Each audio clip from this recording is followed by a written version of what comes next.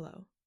It's November and it's already snowing in Canada. It's early for us, believe it or not. Anyways, the problem that comes with that is that then my hair gets staticky and it sticks to everything, and my hair is already too long, so it gets stuck to stuff around the house, and then the room is too small and there's stuff everywhere, and half of the room is taken up with a giant dog bed for my dog, and I keep knocking shit, and I'm gonna lose my goddamn mind. So welcome. Welcome back. I haven't filmed anything since I've been back. That's not true.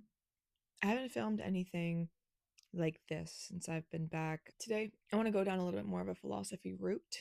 I want to go down. Often I rely on things like cultural studies, philosophy, religious studies, sociology. This time, I'm going to lean into philosophy a little bit.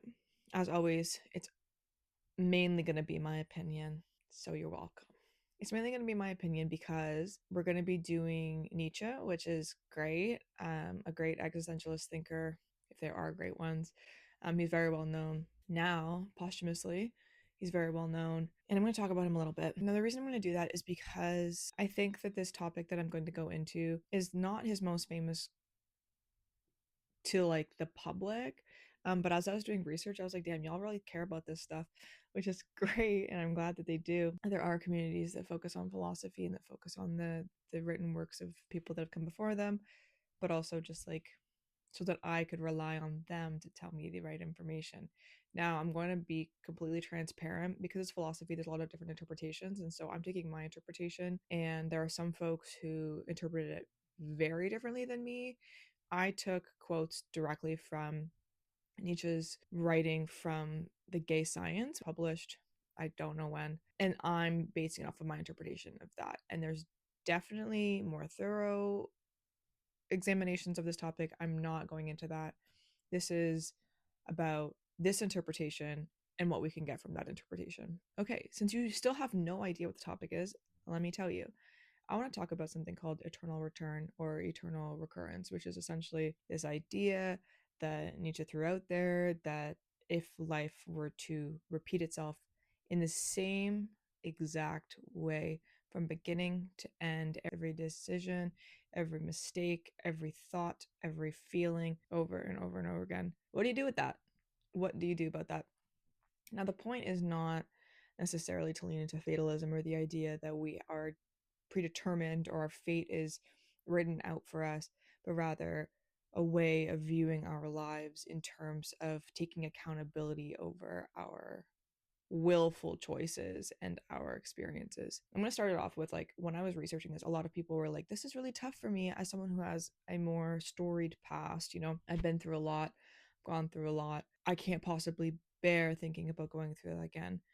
And that is a really, really real thing that we'll get into, because what do you do with the life you've already lived, the life you're going to live? And it's easy to say, like, of course, everything that's going to come is going to be amazing. And I would love to live it again, especially since I haven't lived it the first time. You have this room for imagination to romanticize or glorify what could come. But I think the point of this kind of conceptual experiment is for you to play around with the discomfort that you've already felt, or the decisions you experience shame around, or the things that have happened to you. And as always, I'm not referring to the extremes of the circumstances. I'm not talking about any extreme violences that you face. I'm not talking about these very, very real horrors. This is a grand scheme interpretation. I didn't like this one too much when I was thinking about it. But I'm going to start with what Nietzsche said himself. What if some day or night a demon were to steal after you in your loneliest loneliness to say to you, this life as you now live it and have lived it, you will have to live once more and innumerable times more. There will be nothing new in it, but every pain and every joy and every thought and sigh and every audible, small or great in your life will have to return to you, all in the same succession and sequence. Even this spider and this moonlight between the trees, and even this moment and I myself. The eternal hourglass of existence is turned upside down again and again, and you with it. Speck of dust. So I think this is, we're going to go with that's what he said. What if this were to happen? Now, a lot of people online when I was researching were like, well, this can't be true because it was based off of this idea, if I'm remembering correctly, that there's limited time and limited matter in the universe, and that this could be an explanation in place of things like reincarnation or whatever, they're or not even in place but just alongside, that this is how our consciousness appears and reappears across eternity, essentially. I'm not looking for plausibility. I'll put that question alongside is God real, which is in the box I've never opened, because I'm not going to figure that out. I don't have time to figure that out, and I'm not going to get an answer, and that's not satisfying for me, so I'm going to put that in that box over there. This video is going to be talking about what we can use that idea, that if this were to be plausible, what would that mean to you? How would you perceive your life in totality?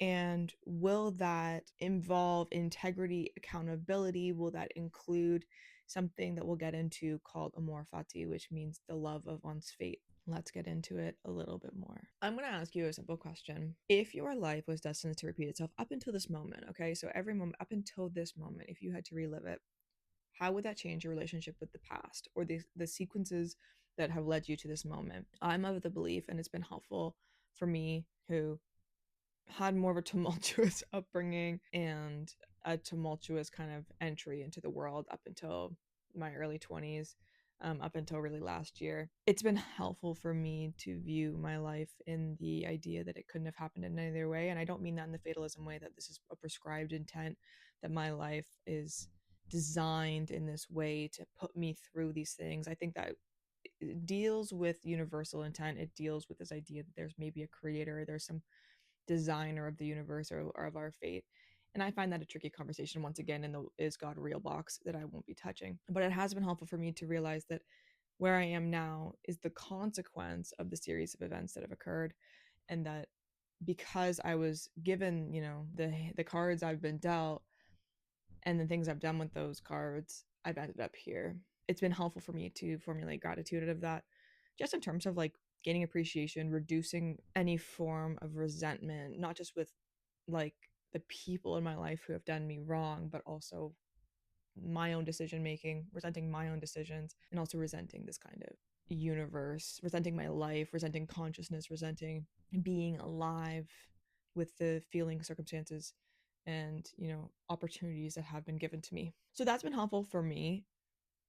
I can imagine it'd be helpful for others. I can imagine it would also be a real piss off to hear if that was something that you were still struggling with, that the things you've gone through, the horrors you've seen or been subjected to, or these horrible things, I don't think they're prescribed. I don't believe in that. But can we take where we are now and allow ourselves not to, we'll get into more like direct loving, but to accept that this happened the way that it did, and now we're here. It doesn't have to be net positive. We'll get into what the net positive actually is and looks like. If you knew you had to live it all again, how would that change your relationship with it? Would you change your perspective about your future? And this is where we can go into, like, for me personally, I know that because of every stage I've been in, every dream I've ever had, every sense of what my future could look like has always been vastly and humorously incorrect, that my perception of the future is shaped by the fact that I know I have absolutely no fucking clue,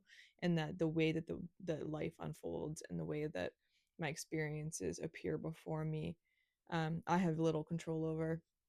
I have control over my willingness to participate. I have control over how I participate. I have control over my degree of engagement, but I don't have control about which cards continue to be dealt to me. So that's how it changes your perspective of the future, really. Like, when you recognize that the past is kind of this domino effect of what brought me here is going to bring me there, and that, consequential kind of train is going to happen. Again, we're not falling into the fatalism. We could, it's a different discussion, but I think that gets into really tricky things where we start to ask, why does suffering exist? Why am I being put through this? I don't believe in trials or tests, or that the universe is trying to put us through an experience to shape us. And like, it's really easy for my brain to do that because I was raised Catholic, but I try not to, because I just don't think it's a question I can answer. And I don't think it's helpful, like when I go through bad things, to lean into the feeling of being punished, because that's already a natural response for me. When we are talking about Nietzsche's eternal return or eternal recurrence, it also becomes a conversation again about accountability and responsibility over our lives. So we're no longer talking about the things that have been done to us, but we're talking about what we've done in our lives, our willingness, our choices, the things that we've done with our agency, and accepting responsibility over that. And again, I can lean on the fact that, like, hey, all of that shit brought me here. You hear that all the time, right? All that shit brought me here. I wouldn't change anything about it. When I look back, I try not to have regrets, but if I'm like, oh man, if only I was braver here, or if only I had done this or done that, it's a slippery slope when you start to go down that. Like, first of all, my grandma used to say, no amount of regret will change the past. And that's just fucking it.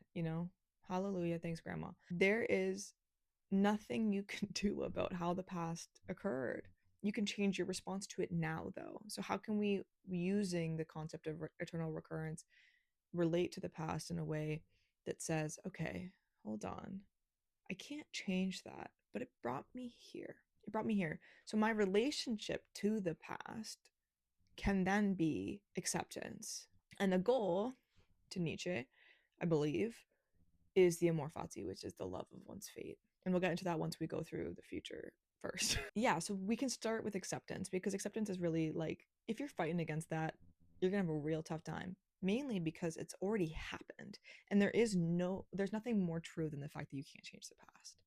We only exist in one tense, and that is now. There's no opportunity to time travel, to alter the way that things unfolded. Everything is so interconnected with a million factors and a million different things. It's just so many variables and so many untouchable variables, such as time, that it's just, to me, not worth it, even if it's really an attractive thought to go down. And I fall into it all the time. Like, don't get me wrong. I try not to, though. Now, when we talk about the future, again, how can we claim responsibility over those things? How can we take accountability and act with integrity? And how do we take responsibility over choices or actions? The things that we do in the circumstances that arise, or the opportunities that present themselves, how do we relate to them, knowing or perceiving through the lens of eternal recurrence or eternal return?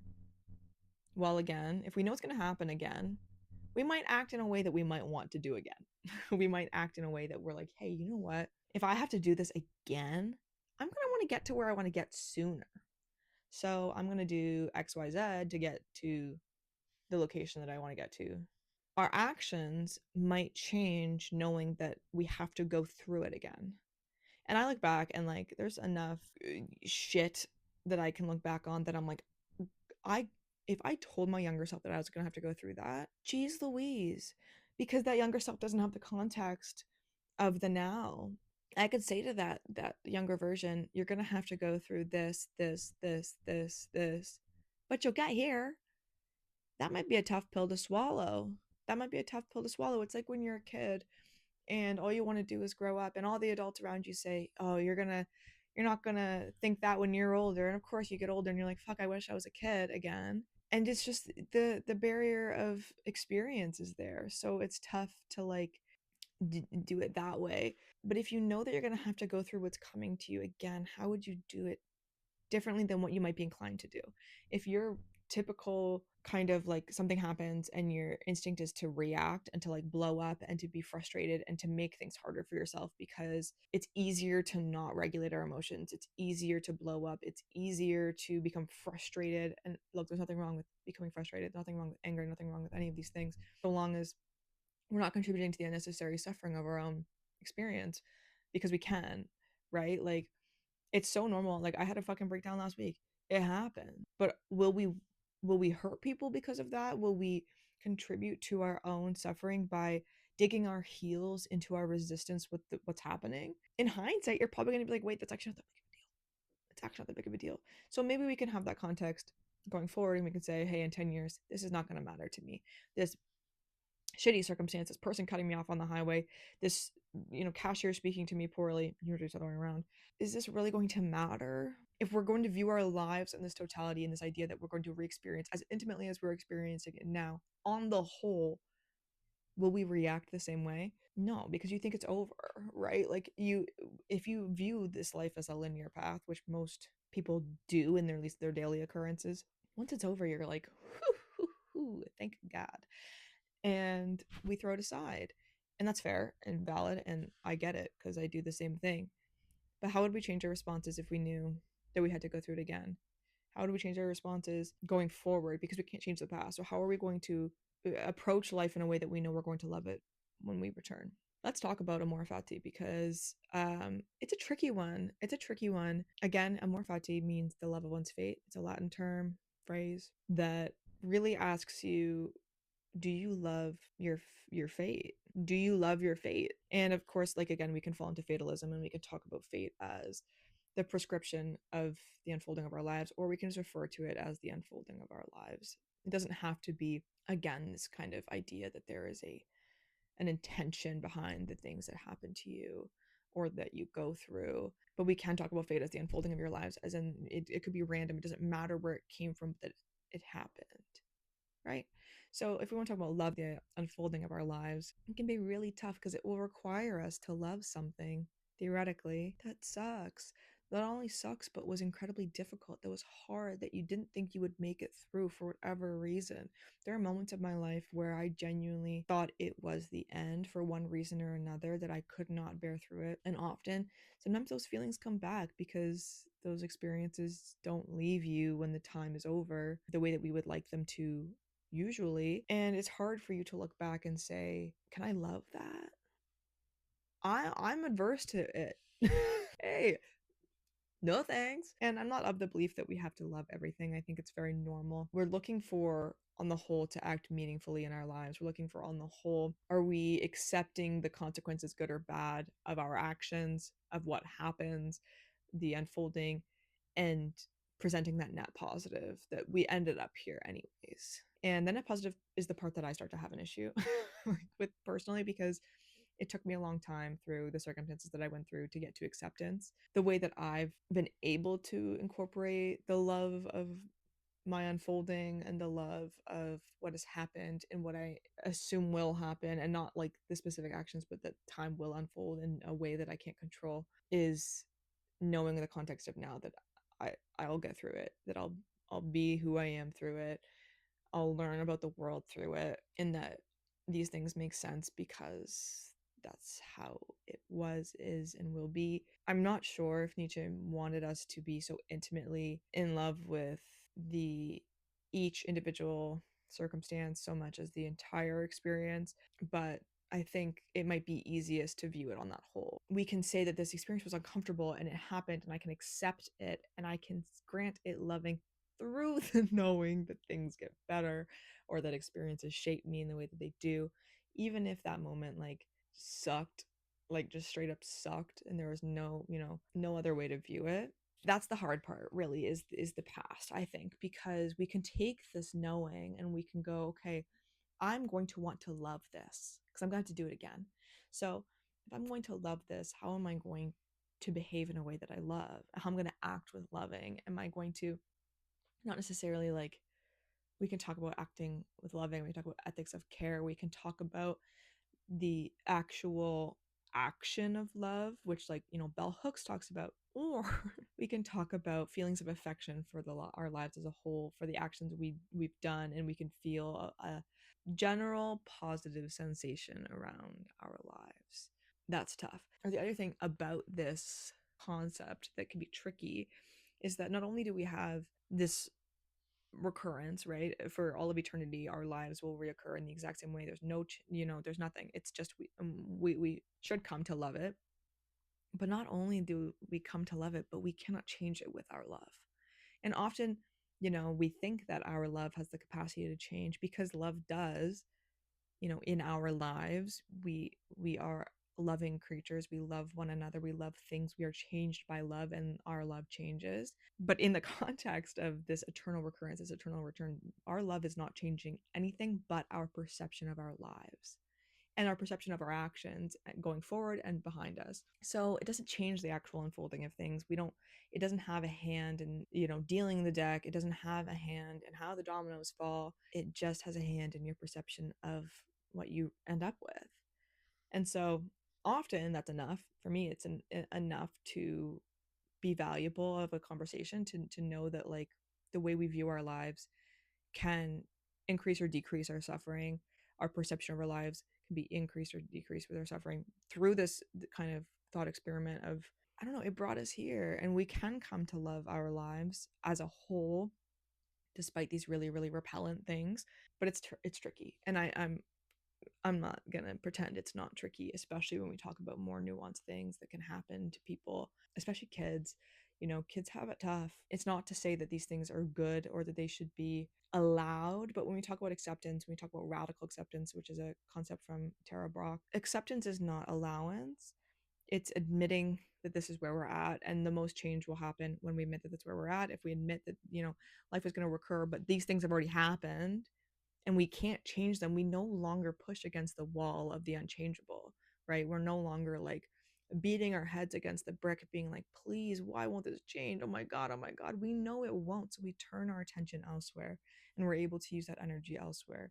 And it becomes more productive because we're not fighting a losing battle, essentially. I want to close this off with a question. If this day repeated for all of eternity, would I be happy with it? Well, I woke up with a headache, which I've done a million times so far. It's snowing for whatever fucking reason I have no control over. Would I be okay with it? Well, I don't have a choice. And I don't have a choice in how the day unfolds, again, because this is just the way that it is. But I do have a choice about whether or not I'm okay with it. And yeah, I don't get to decide the weather. So yeah, I guess I have to be okay with it. And I liberate myself from the resistance of that. We can use eternal recurrence, eternal return. We can use amor fati to shape our lives going forward in a way that is meaningful and intentional to us. And we can use it as a tool for reflection on our past that allows us to use the present, the context that we know, to develop, not necessarily, start with acceptance. Start with acceptance. It's the hardest part. And then come to, in theory, love what's brought you here. Easier as a whole than individual. Like I said, it's easier to say this brought. It's hard for me to look back and be like, I love that that happened to me. Yeah, I love that that happened to me. No, I don't love that that happened to me, but I love the outcome. I love the outcome. I love who I am. I love my life. I can take the gratitude of the right now and use that love to become a wider experience. But I never know how to close these. And if I have to live this forever, bye.